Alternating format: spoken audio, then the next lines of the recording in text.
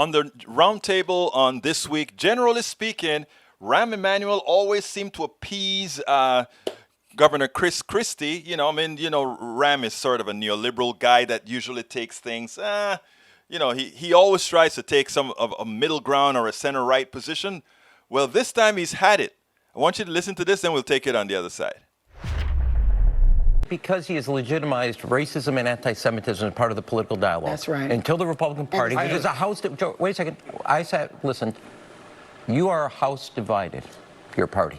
And he has legitimized the ugliest parts of anti-Semitism, racism, and xenophobia. And the Ronald Reagan Party, when David Duke and others came in that party, rejected and spoke out, and nobody in the party has the leadership or the character to attack that anti-Semitism. By the way, that's simply, wait a second, though, that's simply not true. There have been plenty of us who have sat out here and spoken against it. Well, you know what? That's what happens when a party is divided, Rahm. And you've been a minority voice in your party at times. I've been a minority voice in my party, and sometimes we've both been in the majority. Let's just hug it out then. What matters is, do you stand up for your principles or don't you? Yeah. And there are lots of Republicans who will continue to stand against principles. Will continue to stand against anti-Semitism and white supremacy. And yes, they have. There have been plenty of Republicans who have. They have not. I apologize.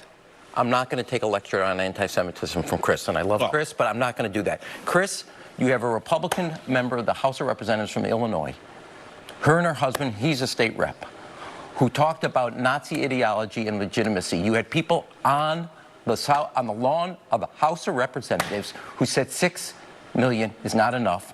Camp Auschwitz, and it did not come to the condemnation of the Republican Party because they are still of the view that the Antifada and others were part of that protest. I am sorry. The party needs to reject anti-Semitism, racism, and xenophobia if it's going to be a majority party anywhere in the country. Absolutely so. But before I even go into the meat of this, did you see the difference in which these two men address that woman who attempted to get in? Chris Christie was a bully. Wait. And he goes ahead and he bullied into saying the statement that he wanted to say. Now, Rahm Emanuel had an immediate answer that he wanted to get in. He apologized to the woman, implying that he wanted consent to finish that one-on-one discussion, and he did it with dignity.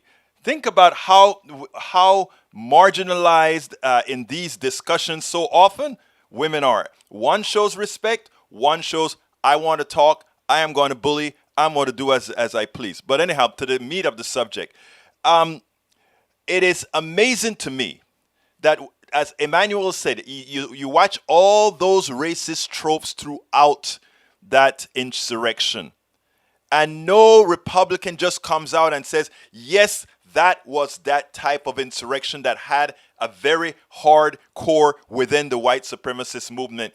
Hell, there was the flag going through, the Confederate flag marched through the Capitol for the first time in American history. Rahm Emanuel on this one, he's got it right. We spend a lot of time deconstructing the news, trying to parse it into a form that everybody can understand. We try to find those little nitpicks where it flies above the fray, etc. If you really like these videos that we do, I want to ask a big favor. Please go ahead, number 1, subscribe to our channel, and number 2, please join if you can. Thank you so kindly for watching. Keep watching. Please remember to share. We must populate the entire internet with our progressive message, a message that we know is what most Americans say that they want. So help us, please join.